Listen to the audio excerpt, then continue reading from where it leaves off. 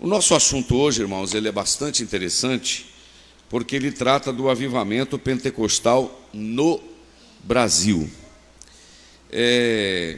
O nosso país, né, descoberto aí no ano 1500, e eu estava olhando a relação das primeiras igrejas evangélicas que chegaram aqui no Brasil, né? Que chegaram as primeiras frentes evangelísticas e de missões.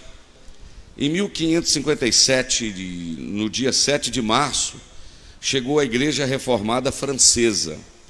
Em 1630, a Igreja Reformada Holandesa.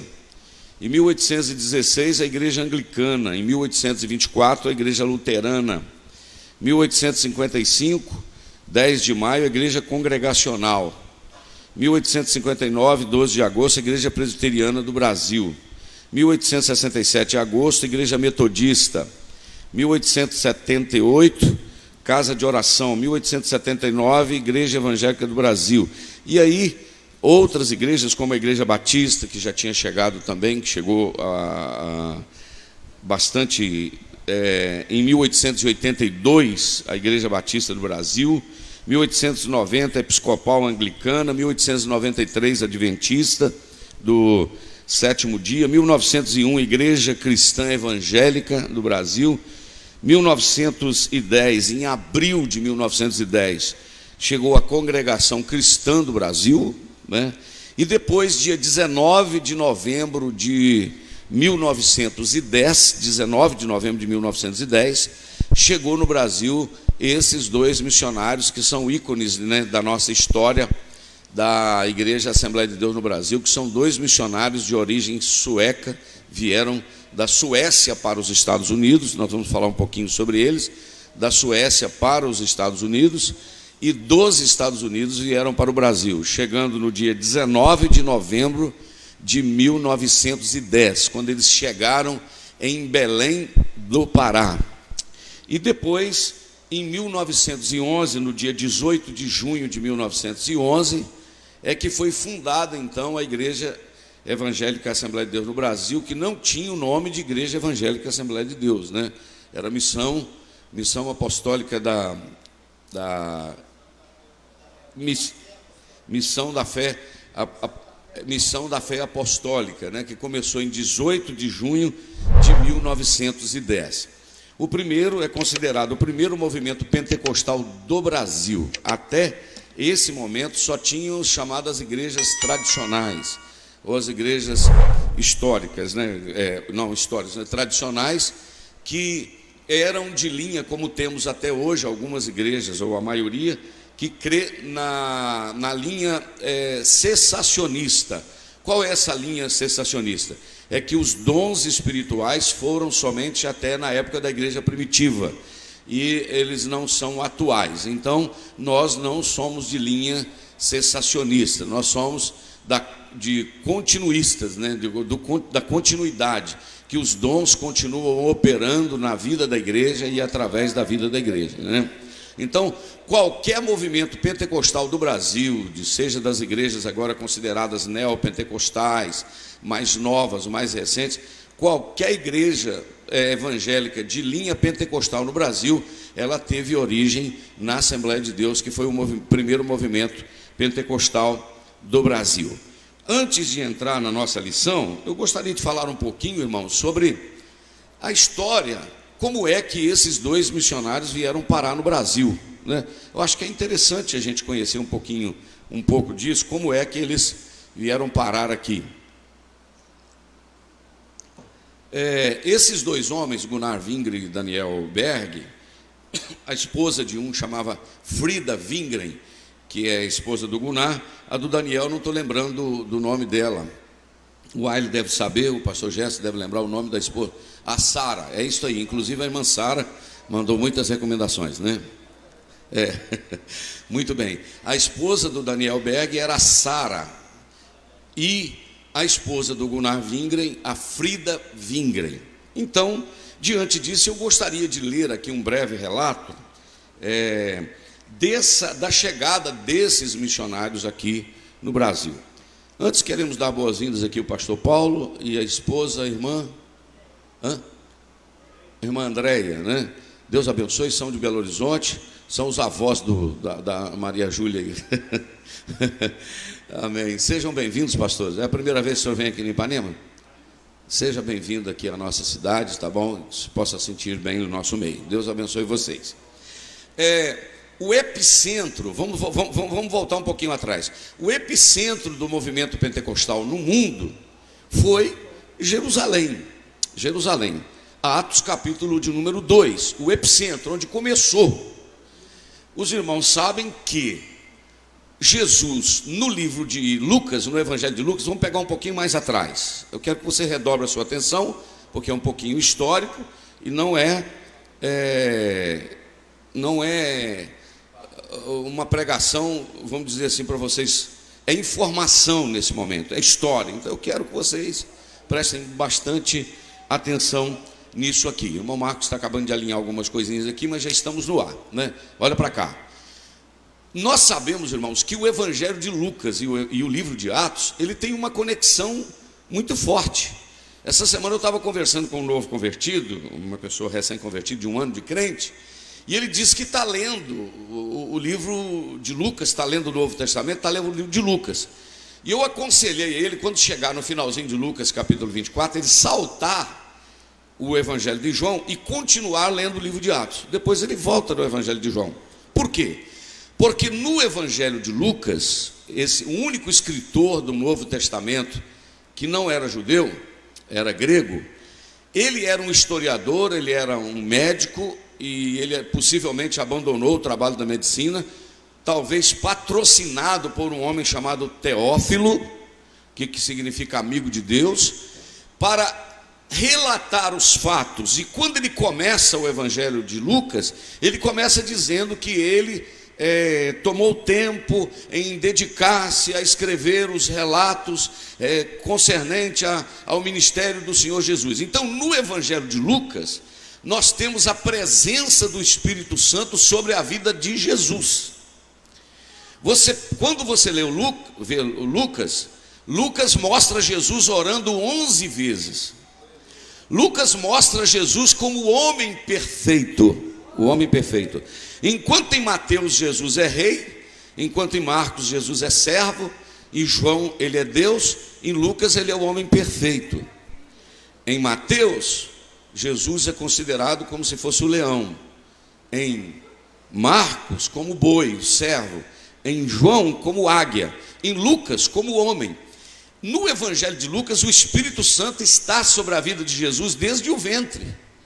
Cheio do Espírito Santo Jesus, cheio do Espírito Santo Maria, cheio do Espírito Santo João Batista, cheio do Espírito Santo Isabel, cheio do Espírito Santo Zacarias, cheio do Espírito Santo Simeão, e aí vai, tudo enquanto Jesus vai passando, vai ficando cheio. E foi levado Jesus para o deserto cheio do Espírito Santo, e volta Jesus do deserto cheio do Espírito Santo, e entra em Nazaré e abre o livro do profeta Isaías. Quando abre em 61 de Isaías, dizendo: o Espírito do Senhor Jeová está sobre mim. Então no Evangelho de Lucas, o Espírito Santo está sobre Jesus.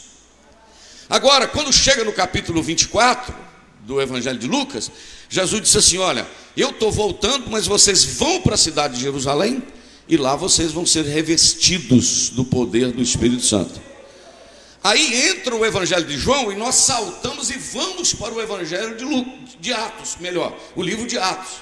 Quando nós chegamos no livro de Atos, o Lucas continua dizendo assim: escrevi o primeiro tratado, ó Teófilo. Qual o primeiro tratado? O Evangelho de Lucas. Escrevi o primeiro tratado acerca do que Jesus não só começou a fazer e a ensinar, até o dia que foi recebido em cima na glória. Veja bem, a obra da redenção, Jesus veio e consumou a obra da redenção, liquidou, nasceu, viveu, morreu, ressuscitou e voltou para o céu. A obra da redenção. Agora a obra da evangelização, Jesus só começou. Eu vi várias pessoas fazendo assim. Jesus só começou. Como Jesus estava cheio do Espírito Santo no seu ministério e ele estava voltando, ele disse: para vocês darem prosseguimento a esta obra, vocês não vão poder ficar só do jeito que vocês estão. Vocês vão precisar de um revestimento de poder. Amém, irmão? Quem pegou? Vocês vão precisar de um revestimento de poder. Então o que vai acontecer com vocês? Vocês vão, eu estou subindo aqui, diz a Bíblia que ele foi assunto ao céu, uma nuvem o cobriu, apareceu um anjo e disse: ó, do mesmo, por que vocês estão olhando para cima? Varões galileus, por que estão olhando para cima? Esse mesmo Jesus que vocês viram subir, vocês vão ver ele descer um dia.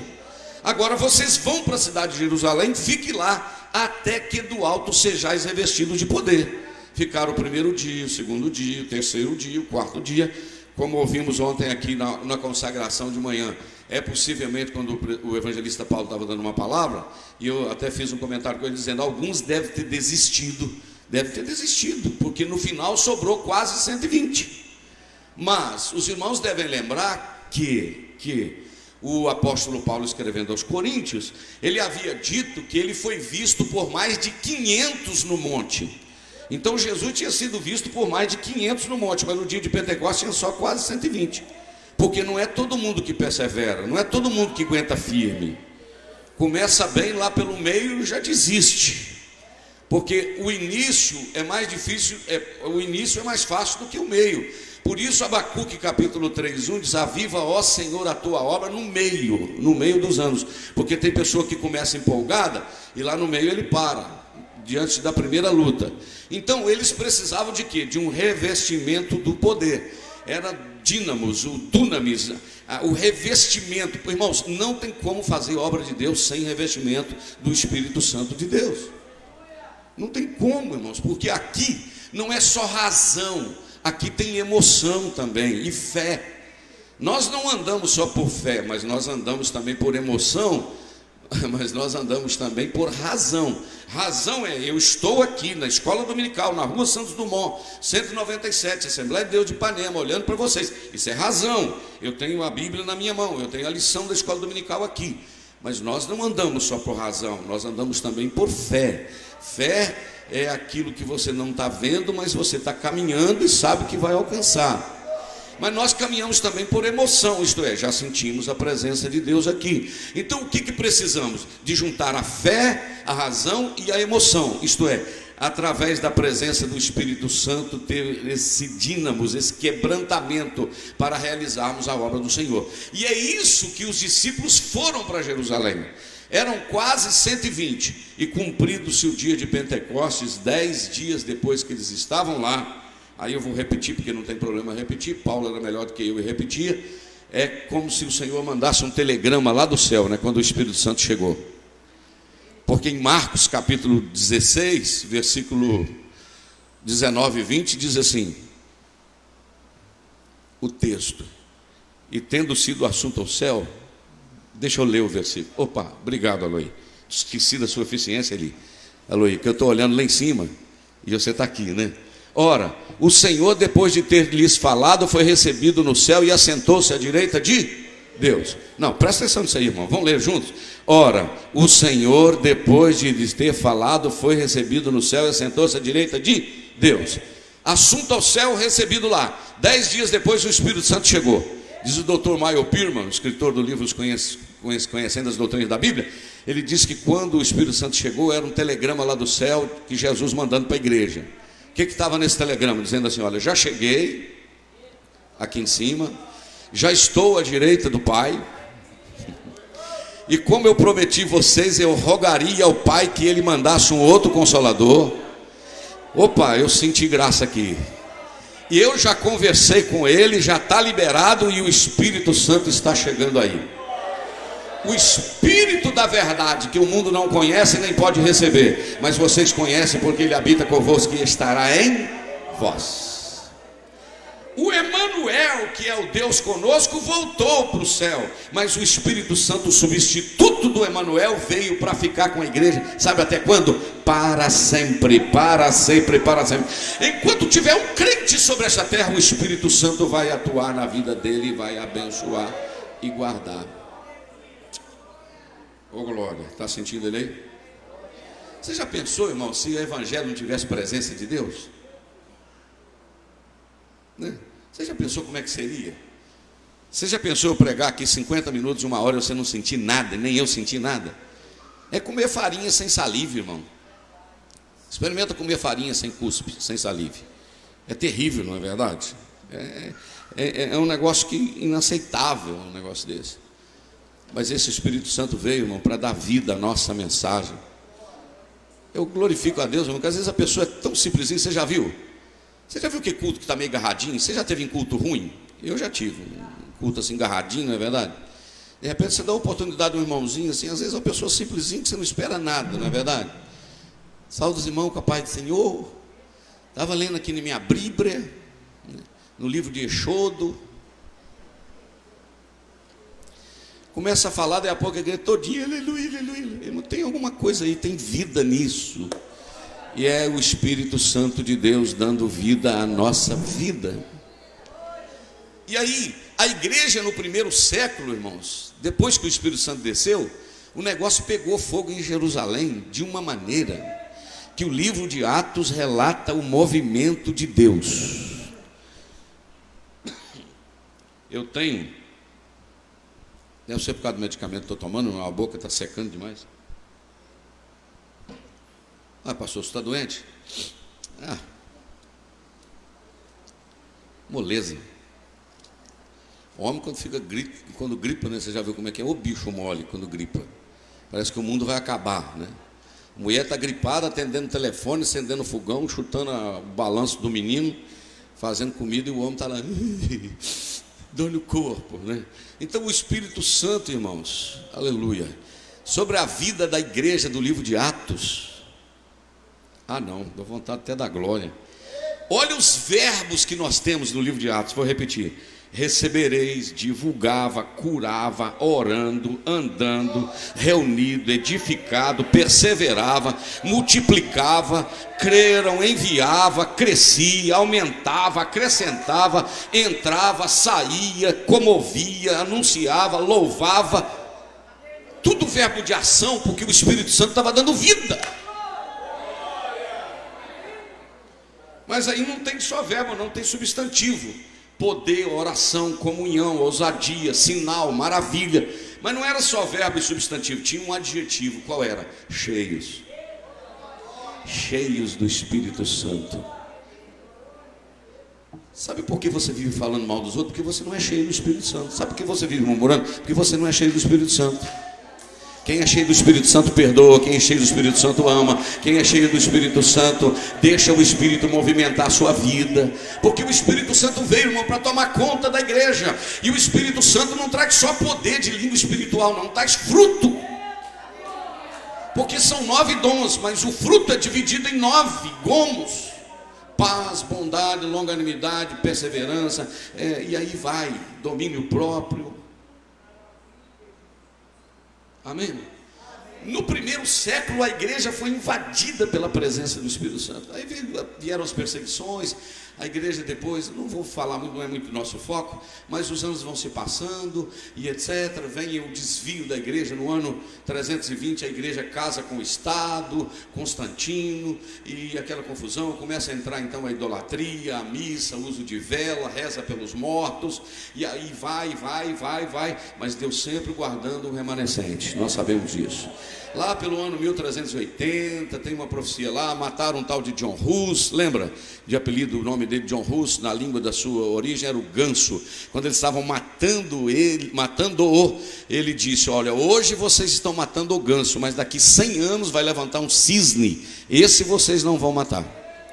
100 anos depois nascia Martim Lutero, não é verdade? Que foi o precursor, junto com outros, e ele afixou na porta da catedral de Wittenberg, na Alemanha, dia 31 de outubro de 1517, as 92 teses, 95 teses, e a reforma protestante acontece, e aí começa um grande avivamento na Europa, e grandes personagens aparecem: George Whitefield, Jonathan Edwards, John Hus morreu, o Wycliffe, e aí vai Jerônimo, e vai invadindo, e a Europa é invadida, os Estados Unidos é invadido, aí aparece D.L. Moody, aparece John Wesley, aparece George Whitefield, como eu já falei, vai aparecendo os avivamentos. Aleluia. Tinha um homem tão cheio do Espírito Santo, irmãos. Tinha um homem tão cheio do Espírito Santo que um dia ele entrou numa sala, numa fábrica, numa tecelagem. Quando ele entrou nessa tecelagem, ele só começou a olhar pelos funcionários. Os funcionários começaram a tirar a mão das máquinas de tecer e começaram a cair de joelhos sem ele dar uma palavra.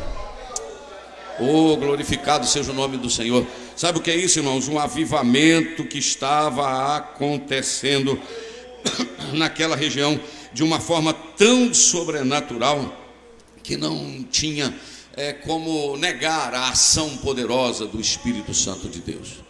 E aí agora os anos vão se passando, para adiantar, esses dois homens chamados... Tem gente com sono aí, irmão? Diga amém. Eu também estou, mas aí você pode dar glória a Deus, na verdade, me ajuda aí, pelo amor de Deus. Então esses dois homens eram suecos, né? Era da Suécia, e Gunnar Wing e Daniel Berg nasceram numa época difícil da Suécia, entre 1867 e 1886. Quase 450 mil suecos deixaram a Suécia por causa da escassez de alimentos e emprego, e a maioria migrou para o meio oeste dos Estados Unidos, a região do Michigan, a região de Chicago, né? E migraram para o centro dos Estados Unidos. E o que aconteceu? Havia ali agora um movimento. Esse homem começou a pastorear uma igreja batista, e a glória desceu, a igreja batista virou pentecostal. Aí eles começaram a querer expulsar de lá, porque naquela época lá, a igreja batista sueca de Chicago, e de repente um cidadão lá, um crente, um membro da igreja chamado Adolf Uldin, teve uma visão e anunciou para eles que eles teriam uma chamada além mar. Aleluia. E o pastor Jess trouxe ali o livrinho que eu estava tentando me lembrar. E eles foram numa reunião e de repente Deus mostrou, aleluia, para eles a palavra parar. Meu Deus do céu, a palavra parar. Aí eles foram para a biblioteca municipal para procurar nos livros de geografia a palavra parar, porque não sabiam onde era isso. Quando acharam a palavra parar, viram que era no norte do Brasil. E eles disseram, não pode, porque é longe demais, nós estamos aqui nos Estados Unidos. Viram a palavra parar.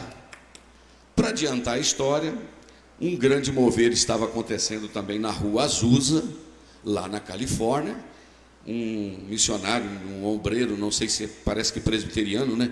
William Seymour, um grande movimento numa rua chamada Rua Azusa. Jesus começou a batizar novamente os crentes com o Espírito Santo. Eles não queriam sair da oração, era uma presença gloriosa. Ontem de manhã eu falei aqui, irmão, que o avivamento acontece quando há desejo no coração.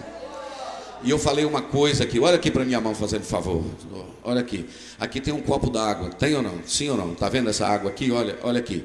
Eu posso chegar aqui com sede, mas se eu não quiser beber, eu não vou beber, eu vou ficar seco, como a minha boca que está seca. Irmãos, a presença do Espírito Santo, ela está disponível a qualquer pessoa, mas a pessoa tem que querer beber. A pessoa tem que querer beber, porque Jesus disse assim, se alguém tem sede, venha a mim e beba. Não adianta você estar na fonte e não beber. Eu vi contar há muitos anos atrás, eu vi um amigo contar uma experiência que eu achei interessante. Um camarada que estava perdido num deserto, num lugar deserto, e de repente ele está quase morrendo de sede, e ele achou uma fonte. Perto dessa fonte tinha algumas pessoas, e ele chegou quase morrendo de sede, seco, e começou a contar a história da viagem dele. Eu estou há tantos dias caminhando por esse deserto, e eu quase morri, e o meu sonho era encontrar uma fonte. E de repente eu achava que eu não ia encontrar essa fonte. E foi falando, de repente o camarada deu um tapinha no ombro e disse assim, você está com muita sede, não está? Ele disse, estou. Deixa para contar a história depois e beba água antes que você morra. Talvez você esteja vivenciando tanto problema que você passou na vida. Eu sofri com o meu vizinho, eu sofri com minha vizinha, eu sofri com o meu pastor, eu sofri com não sei quem, e morrendo de sede. Sede que há uma fonte jorrando para você beber da presença de Deus. A gente não aguenta isso mais não, irmão. Uma crentaiada chata que só reclama, só conta luta, só conta dificuldade. Eu sei que a nossa igreja tem luta, mas aqui tem graça, aqui tem presença. Aqui nós estamos desfrutando da glória de Deus. Porque tem gente que é só tragédia. Você já viu aquela pessoa que você encontra com ele só conta dor? Eu estou com a dor aqui do lado, a minha é do lado de cá. Eu estou com a dorzinha aqui na cabeça, aqui na frente. Ele fala, a minha dói a cabeça toda. Eu estou com a dor na perna. Ele fala, qual perna? A direita, a minha é a esquerda. Você vai rir, mas é verdade o que eu estou contando. O menino chegou perto da avó dele e falou, vó, estou com muita dor de dente. Muita dor de dente. Doeu a noite inteira. A avó dele falou, esquenta não, minha filha, o meu também doeu a noite inteirinha. Tirou a dentadura e falou, é esse aqui que doeu, ó. Esse aqui doeu a noite inteirinha. Gente que só sabe tragédia. Mas há uma fonte jorrando. Comece a olhar para o lado bom da presença de Deus. Vou sair dessa igreja que ela tem muito problema. Vou para tal. O dia que você chegar lá, acabou o sossego lá, porque o problema não é lá e nem aqui. Todos nós somos problemáticos, todos nós somos seres humanos comuns, então nós temos que ir entendendo um ao outro e perdoando e bebendo da água da fonte da vida e experimentando o que Deus tem para nós. E esses homens, então, estou aqui, não vou ler tudo aqui, porque eu quero ler a lição, já são 9 horas, estou falando há 30 minutos. Esses homens chegaram, irmãos, eles tinham alguns problemas. Dentre eles que faltava recurso, né? Eu estava olhando aqui de manhã, aqui, pastor Gerson, eles foram mandados para Nova York, diz que lá teria um navio, né? Para eles virem. E quando eles chegaram lá, sabe quantos dólares eles tinham? $90 no bolso. Compraram a passagem de terceira classe, lá no porão. E aqueles 2 missionários chegaram no norte do Brasil. Eu tive lá no porto onde eles chegaram, em Belém do Pará. Tem até o hino, né, Ayla? Em Belém do Pará, onde começou. Chegaram lá com vários problemas. Primeiro, sem dinheiro. Segundo, da Suécia para os Estados Unidos, chegando no Brasil para falar português, irmão. Sem saber falar português. É muita loucura, não é verdade? Loucura, entre aspas. Sem falar português. Olha para cá. E o problema do clima, meus irmãos? Estão vindo de um país onde tem 4 estações definidas, né? onde o inverno é cruel. Ontem um amigo meu me ligou dos Estados Unidos, eu falei, está fresco aí, irmão? Ele falou, não, hoje está até fresquinho, pastor, 5 graus abaixo de 0. Eu falei, então tá bom. Chegaram no Belém do Pará, 36, 38, 40, 42 graus. Imagine, irmãos, há 100 e poucos anos atrás, 103 anos atrás, o tamanho dos pernilongos que tinha lá.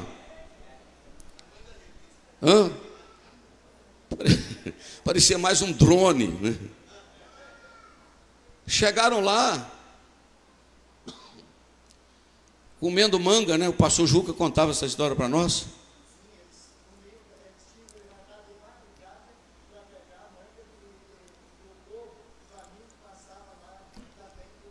Porque as avenidas do Pará, de Belém, até hoje tem quem conhece o Belém do Pará, sabe? Avenidas longas, com muito pé de manga no centro da cidade. Eles levantavam de madrugada para pegar manga para comer, porque não tinha dinheiro para comprar comida. Procuraram lá uma igreja batista no centro do Pará, eu fui lá no centro de Belém, a igreja acolheu eles, né? E eles começaram a fazer uns cultos lá no porão. Aí você já sabe o que deu, né? Jesus batizou uma irmã lá com o Espírito Santo, a irmã Celina Albuquerque, a primeira crente a ser batizada com o Espírito Santo no Brasil. O negócio ficou estreito, ela recebeu o dom de línguas espirituais, começou a falar em língua, e o negócio começou a pegar fogo no porão dessa igreja batista. E eu estava lendo aqui hoje,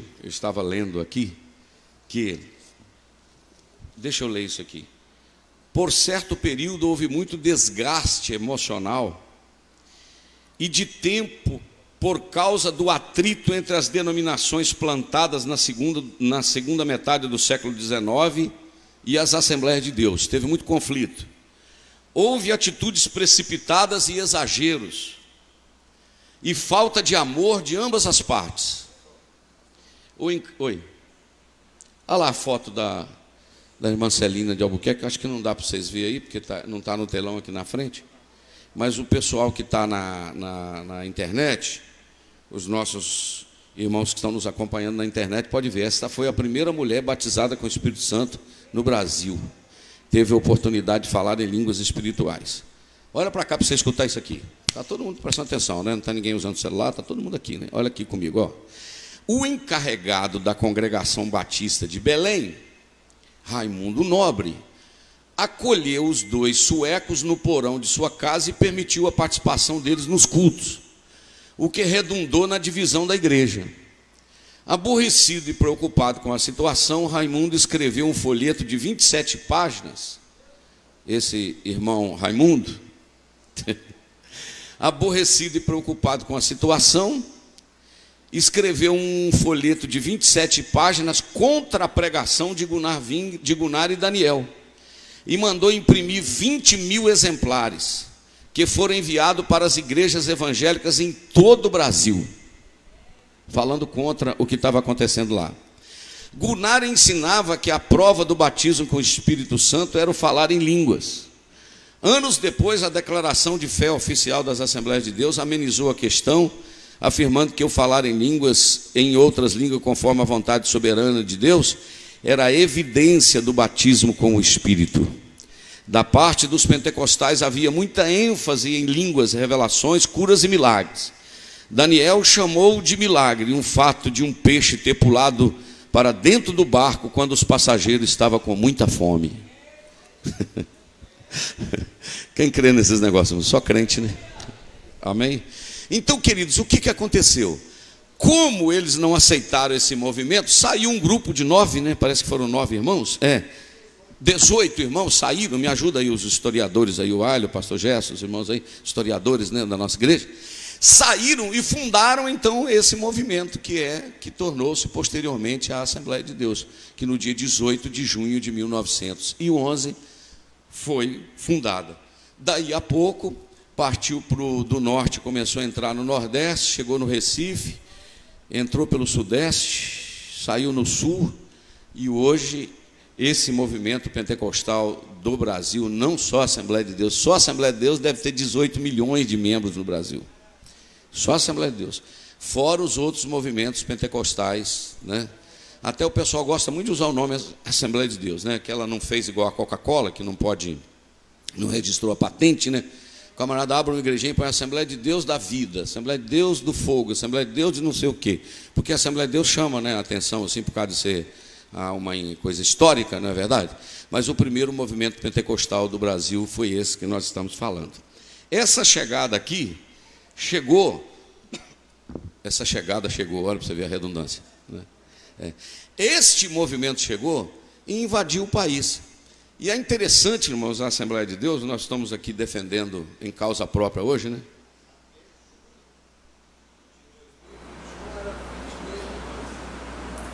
Até junho de 2021, a Assembleia de Deus era 22 milhões de crentes no Brasil. Amém, irmãos? Já deve estar beirando, né? Olha aí. Muito bem. Esse movimento, irmãos, que espalhou no Brasil, porque a Assembleia de Deus, alguém pergunta assim, mas por que a igreja falando de tal tem cento não sei quantos anos, não tem tantas igrejas, tal. Deixa eu falar um negócio aqui, deixa eu defender em causa própria aqui, defendendo um pouco a nossa igreja.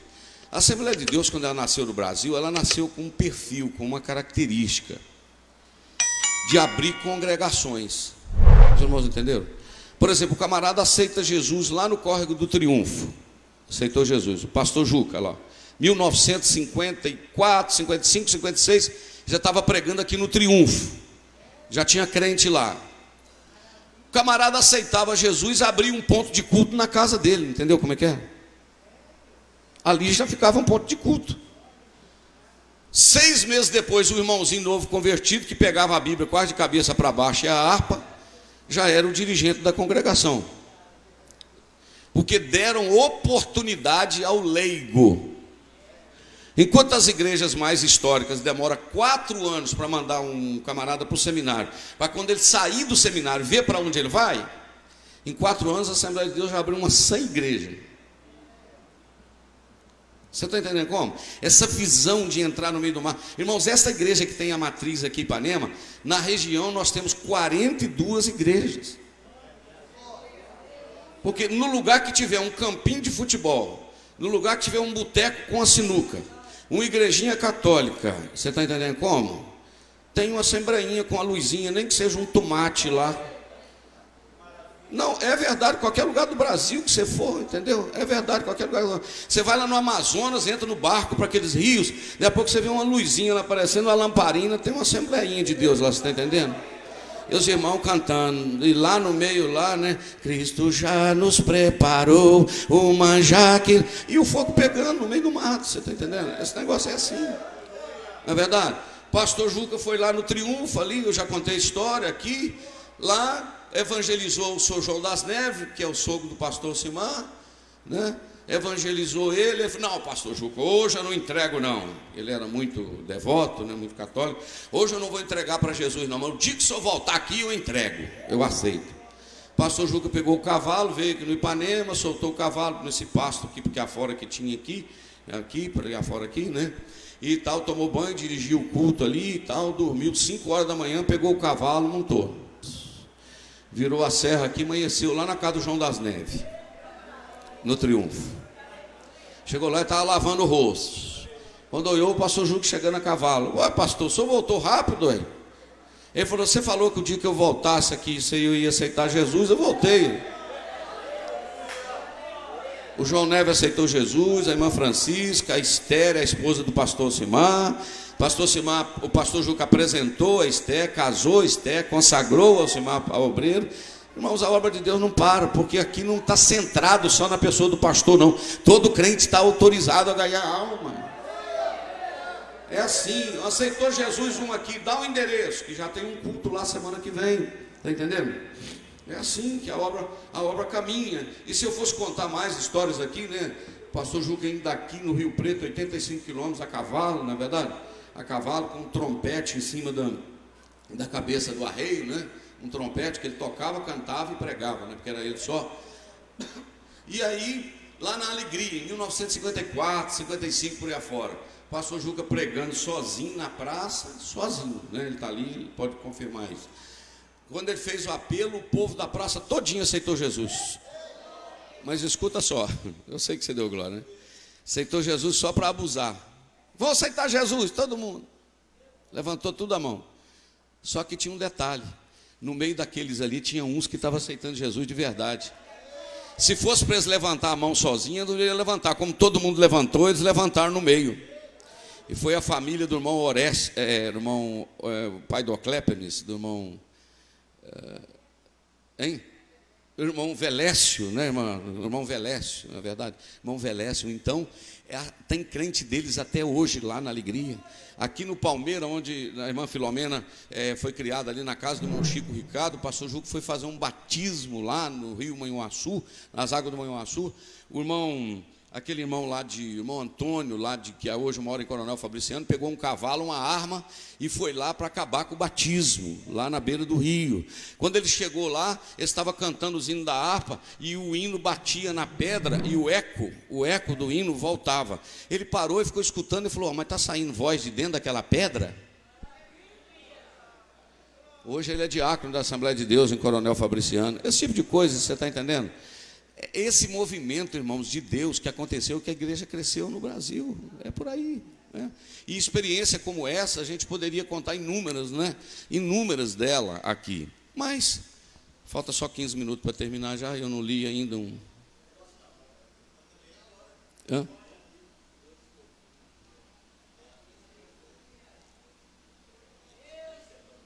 Aleluia. Não sei você, mas estou sentindo que Deus está aqui, né? Esse avivamento, então, ele chega no Brasil. E agora vamos aqui na nossa lição. A chegada do movimento pentecostal no Brasil mudou a realidade espiritual deste país de forma inquestionável e irreversível em termos de liturgia. proclamação do Evangelho, manifestação do poder de Deus com sinais, prodígios e maravilhas. Vindo dos Estados Unidos, os missionários Daniel Berg e Gunnar Wingre chegaram em terras brasileiras em 1910. Por instrumentalidade desses servos, Deus iniciou o maior avivamento espiritual em terras brasileiras. O avivamento pentecostal no Brasil é o que estudaremos nesta lição. Deixa eu só fazer uma observação para os irmãos aqui. Olha para cá. A nossa igreja, a Assembleia de Deus no Brasil, principalmente no interior, ela foi muito criticada por causa dessa questão de falar línguas, né? E às vezes os irmãos ficavam meio alegres, batiam palma e etc. e tal. E ela considerada somente como os analfabetos, né? Os analfabetos, as pessoas pobres que iam aceitando Jesus e não sei o quê e tal. Por muitos anos ficou meio que essa marca, né? Eles contavam que dizia, lá já vai o crente, aleluia, carne no prato, farinha na cuia, né? Tinha essas críticas, né? O crente, lá já vai o crente com o desodorante debaixo do braço, que era a Bíblia, né? Lá já vai o crente com a rapadura debaixo do braço, esse tipo de crítica, né? Lá na Assembleia de Deus o pessoal sobe igual lagartixa pela parede, pendura no teto, não sei o quê. Um líder religioso aqui no Ipanema há muitos anos falava no alto-falante, né? Não vou citar o nome, dizia, não passa na rua Santos Dumont porque o diabo está lá, né? Tipo assim, né? Não era nada do diabo, né? Era Deus que estava por aqui, não é verdade? Então, esses negócios é assim, não é verdade, irmão? Só que é o seguinte, abusava dos crentezinhos lá na roça, às vezes o fazendeiro e tal, só que quando o demônio pegava, ele chamava eles para expulsar, né? Tem esse negócio, não tem? Quando tinha alguém doente, levava para os crentes orar, não é verdade? Então, assim, criticava, mas na hora do aperto, era esse que ia lá, não é verdade? Tem até a história do menininho, né? Não sei onde que foi isso, no Paraná. Pessoal, um monte de gente tentando expulsar demônio, e não saía, o demônio não saía. Aí um menininho chegou lá e falou assim, um adolescente, um jovenzinho, falou, o que está acontecendo aí? Não, o demônio não quer sair, não. Ele falou, esse demônio só vai ficar aí até a minha mãe chegar. Ela foi na rua de comprar umas coisas, quando ela chegar, ela vem cá. Só fica enquanto ela estiver. Na hora que ela chegar, esse demônio vai embora, né? Amém, irmão? Porque tem pessoa que tem a autoridade mesmo do Espírito Santo de Deus, não é verdade? E a obra de Deus continua. Jesus continua salvando, curando e batizando com o Espírito Santo. Amém? Estou sentindo de contar mais um testemunho para você aqui que aconteceu aqui no Santo Antônio. Pedi o pastor Alcimar para fazer um batismo da irmã Cilda Domingos, que aceitou Jesus conosco lá no Santa Constância. O pastor Manel estava lá. E ela, na hora do batismo, ela estava com medo de descer as águas, porque o câncer no seio dela estava tudo inflamado e ela com muita febre, né? Não, estou com medo de descer, dá uma crise aí dentro da água e tal. O pastor Simar falou, não, pode descer e tal, vem, vamos pela fé e tal. Desceu e perguntou a ela, a senhora confessa Jesus como Senhor e Salvador de sua vida? Confesso. Promete ser fiel a Ele? Prometo. Então, segundo a ordem de Jesus Cristo, meu mestre, eu te batizo em nome do Pai, do Filho e do Espírito Santo. E ó, quando levantou ela, o câncer tinha ido embora. Jesus continua operando milagre, meus irmãos. Ela está crente lá em Laranjeira, congrega em Laranjeira aqui, irmã Cilda, o esposo dela aceitou Jesus, vai batizar, está preparando para batizar, né? Aleluia. Jesus continua operando milagres, usando quem Ele quer. Aleluia. Você está autorizado a pôr as mãos sobre os enfermos e orar. Eu vou repetir. Você está autorizado a falar de Jesus e trazer esta pessoa para conhecer a Ele. Um crente cheio do Espírito Santo tem desejo de fazer isso. Pentecoste entre os salvos. Em Atos capítulo de número 19, versículo de número 2, há uma pergunta do apóstolo Paulo para os discípulos na cidade de Éfeso. Recebeste vós já o Espírito Santo quando vocês creram?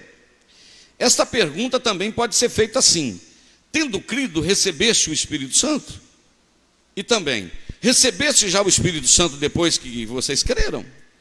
As modalidades da mesma pergunta revelam um fato de acordo com o contexto do trecho de Atos capítulo 19, de 1 ao 7.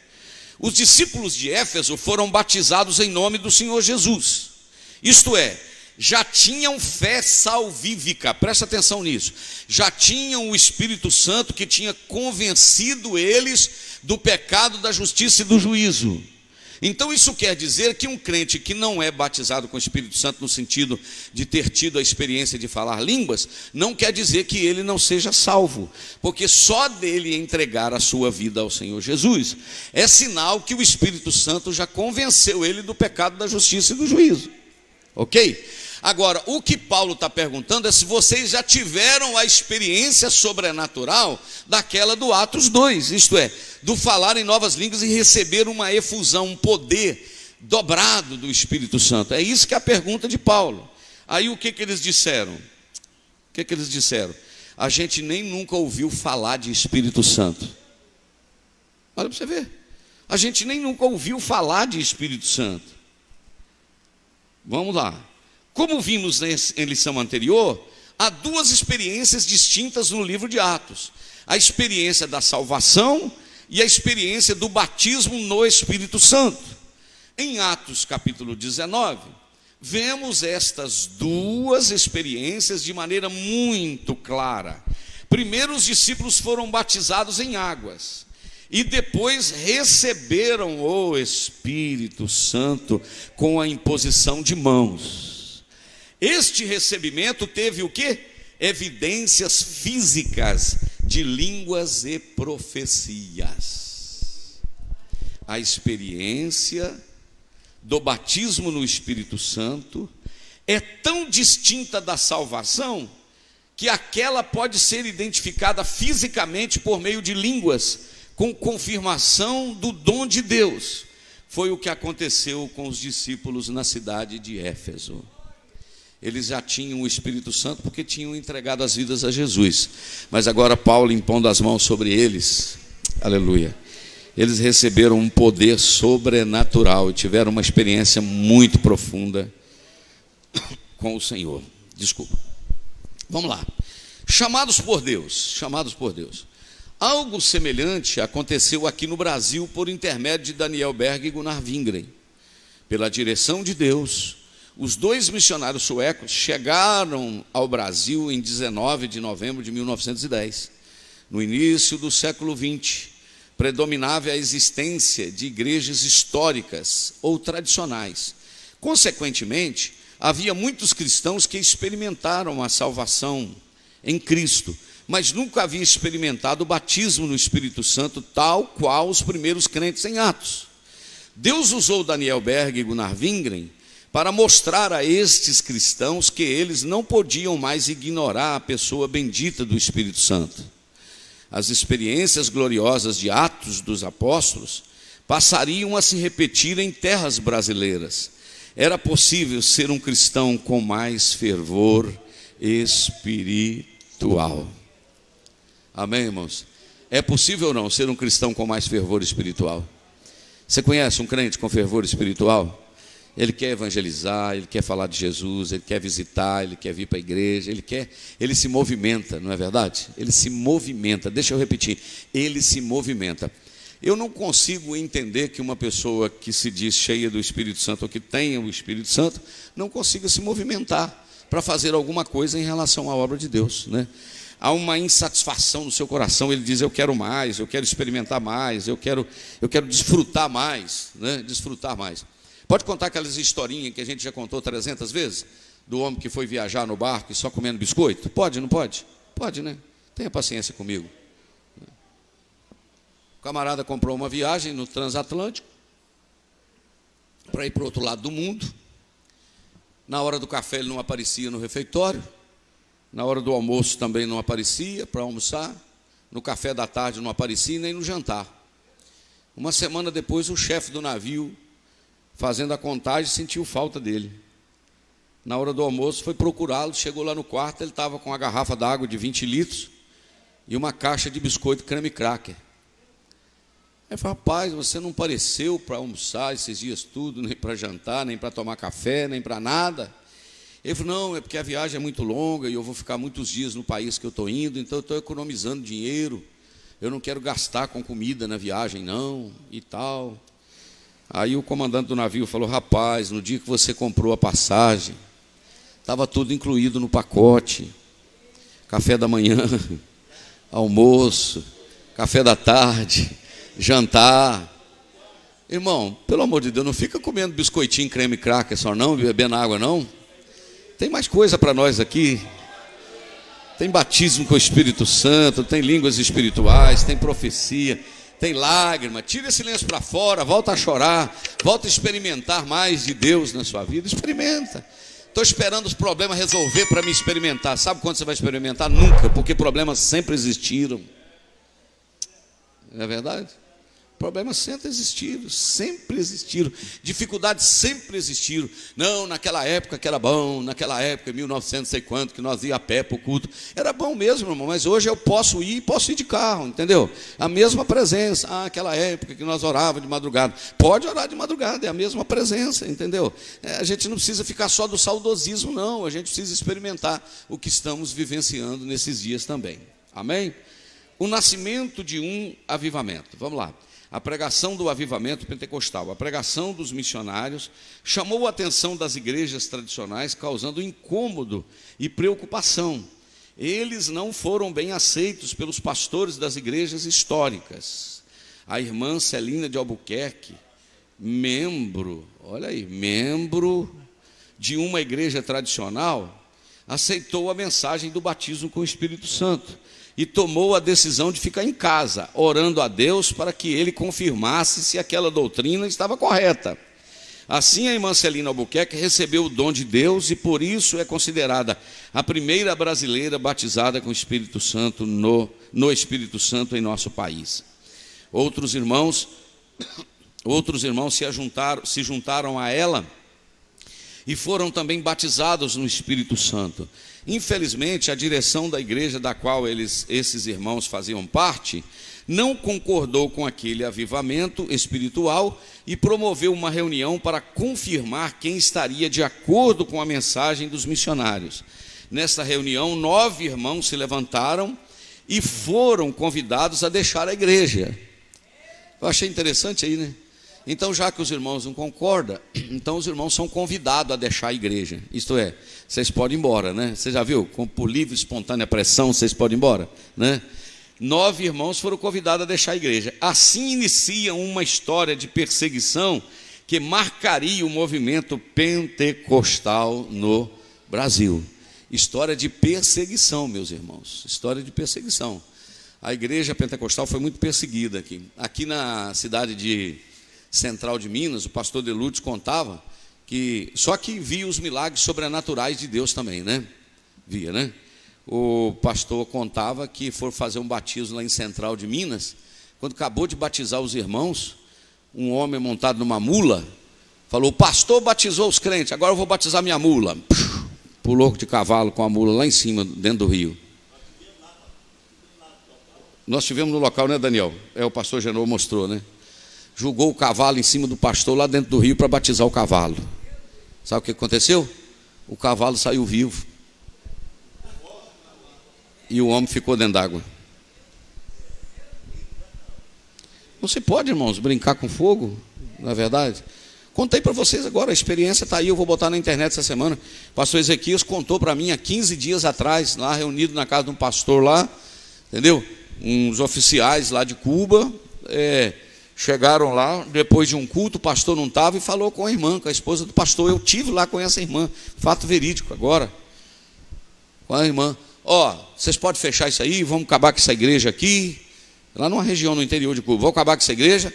Não, mas não. E eu quero dizer para vocês que eu sou pior do que Saulo.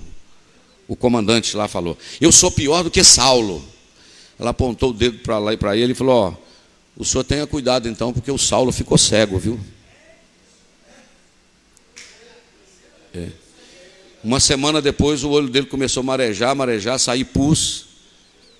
Está cego até hoje lá em Cuba. Estão precisando de orar para Jesus mandar um Ananias lá para ele voltar a enxergar, não é verdade? Porque a gente não quer que ninguém fique cego, mas que conheça o poder do Evangelho, não é verdade? O pastor Juca conta para nós que em Boachá aqui, a menina aceitou Jesus, chegou em casa e o pai falou com o pai: aceitei Jesus, pai, estou muito alegre, aceitei Jesus, um adolescente. O pai dela pegou um chicote desse de bater em animal e falou: vou arrancar seu Jesus agora. E começou a bater e pá, uma lambada na perna, ela dizia glória, outra lambada dizia aleluia, glória, glória a Jesus. Quando ela terminou de apanhar também, Jesus acabava de batizar ela com o Espírito Santo. Essas coisas, irmãos, acontecem. Quantos crê? E Jesus é o mesmo ontem, hoje e eternamente, continua operando. Oi. Como é que é? O Marquinhos está até sugerindo se a gente pegasse um chicote e começasse a bater para ver se os crentes começassem a buscar, né? Não, não vou querer ser batizado, não. Você vai sim, você vai, eu vou. Não é verdade? Quer apanhar para ser batizado ou já quer ser batizado antes de apanhar? Esses dias eu preguei num lugar e contei a experiência, irmãos, de um fato que está acontecendo aqui na nossa congregação, perto do Rio Preto, né? Perto do Rio Preto, eu não sei se é no Miquelinos ou no Marreco, que tem uma irmãzinha que mora a 3 quilômetros da igreja. E eu contei para vocês que ela comprou um banquinho, né? Uma cadeira dessa de plástico. Não é essa cadeira que tem encosto assim, nem o encosto traseiro, não. Sabe aquele banquinho, aquele tamburetinho de plástico, levinho? Ela mora a 3 quilômetros da igreja, ela não tem carro, mas ela não perde um culto. Ela sai mais ou menos 1 hora antes, meus irmãos, de casa, com aquele banquinho, anda uns 500 metros, Maurinho, põe o banquinho, senta, descansa, pega o banquinho de novo, caminha mais uns 500 metros. Quando o diácono chega para abrir a igreja, já está na porta da igreja, enxugando assim o suor. Graças a Deus, né, irmão? Já chegamos para louvar Jesus, né? Tipo assim, né? Eu preguei e contei esse testemunho numa igreja outro dia. O pastor pegou o microfone e falou: irmão, vou comprar uns bancos para uns crentes aqui. Porque o povo ruim para vir na igreja. Tem ar-condicionado, vidro elétrico e direção hidráulica, e não vem na igreja. E essa irmã com o banquinho vindo na igreja. Amém, irmão? Deus está falando aí, não? Glória a Deus, não é verdade? Tem um ônibus para buscar na porta, não é verdade? Aleluia. Vamos concluir. O crescimento e a perseguição. As perseguições contra os pentecostais eram grandes. Conforme Jesus disse em Mateus capítulo 5, versículo 10, bem-aventurados seus vós quando perseguirem, maltratarem, disseram no mal, né? Por exemplo, nos primeiros batismos no Pará, alguns inimigos da obra tentaram impedir o ato batismal. Há registro de que um deles até sacou um punhal para investir contra o missionário Gunnar Wingren.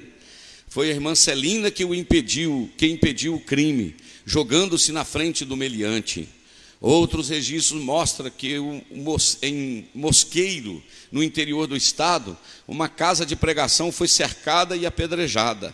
Os crentes tiveram que sair para se proteger. Histórias como essas são abundantes no desdobramento do movimento pentecostal no Brasil. Entretanto, o Senhor deu muitos livramentos ao seu povo. Porque esse negócio é bobagem, irmão, perseguir. Quanto mais persegue, mais os crentes caçam a igreja para orar. Você quer ver crente orar? É quando a luta chega, né? Vai para a madrugada, vai para a consagração, não é verdade? Mas Romilda falou isso ontem lá na palavra, não é verdade? Está tudo bem, está tudo tranquilo, ninguém esquentar a cabeça de orar. Esquentar a orar para quê? Não é verdade? Não precisa. Mas chega a luta, chega a perseguição. Os crentes fecham a porta, tranca e o céu abre. Amém, meus irmãos? E Deus defende o seu povo. Curas divinas. Se houve perseguições e dificuldades no início da igreja ou da obra, também houve intervenções gloriosas de Deus na vida do seu povo. No Diário de um Pioneiro, que é uma obra escrita pelo missionário Gunnar Wingren, veja o seguinte relato. Uma irmã foi curada de uma enfermidade incurável no lábio. Um homem paralítico que estava moribundo e não podia mais falar, foi curado e veio depois para os nossos cultos. Vai dando glória. Uma criança que estava moribunda com febre foi curada. Um homem de idade que sofrera de uma hérnia por 9 anos foi curado. Um outro homem que havia estado enfermo muitos meses com febre e tinha todo o seu corpo inchado, foi tanto curado como batizado com o Espírito Santo. Ele também recebeu o dom de profecia. Um homem que viu seu filho morrer, tomou imediatamente nos braços e começou a invocar o nome do Senhor. Imediatamente a criança voltou à vida. Oh glória! Quem pode adorar a Deus aí? A esposa, quando viu o que aconteceu, se entregou ao Senhor. Esses são alguns dos muitos sinais poderosos que marcaram o avivamento pentecostal no Brasil. Eram os sinais de Deus confirmando a pregação dos nossos pioneiros. Isso aqui ele está contando, irmãos, do Diário do Pioneiro, né? Mas se desse oportunidade aqui nesta manhã, tem algum crente que tem um testemunho de cura aqui? Que Jesus curou? Você tem? Eu não posso, nem consigo descrever o tanto de milagre que eu já vi Deus operar.